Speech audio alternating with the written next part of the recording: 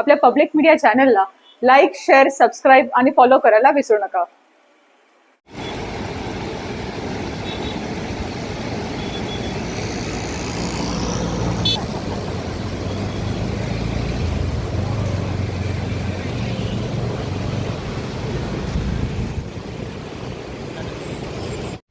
बदलापूरकरांनो आणि उल्हास नदीच्या किनाऱ्यावर असलेल्या गावांनो आणि तिथल्या गावकऱ्यांनो, आम्ही तुम्हाला घाबरवत नाही।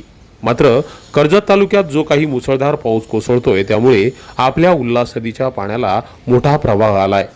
3 दिवसात नदीच्या पाण्याची पातळी सगळ्यात जास्त वाढली आहे। ती इशारा पातळीच्या जवळ येऊन पोहोचली आहे। इशारा पातळी ओलांडून ती धोकादायक पातळी ओलांडण्याची शक्यता आहे, कारण नदीवरील चौपाटी आणि तिथली खेळणी पाण्याखाली आलेली आहेत। क्षणाक्षणाला नदीच्या पाण्याच्या पातळीत प्रचंड वाढ होतीये, त्यामुळे सगळ्यांनीच काळजी घ्या।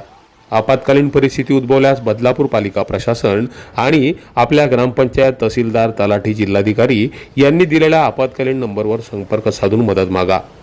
पुढचे 36 तास अत्यंत महत्त्वाचे आहेत। या 36 तासामध्ये मुसळधार, अतिमुसळधार पाऊस होण्याची शक्यता हवामान खात्याने वर्तवली आहे। त्यामुळे बदलापुरात किंवा रायगड जिल्ह्यात कर्जत तालुक्यात हा पाऊस झाला तर मात्र उल्हास नदी आपल्यासाठी धोक्याची घंटा ठरू शकते। Public media bureau report.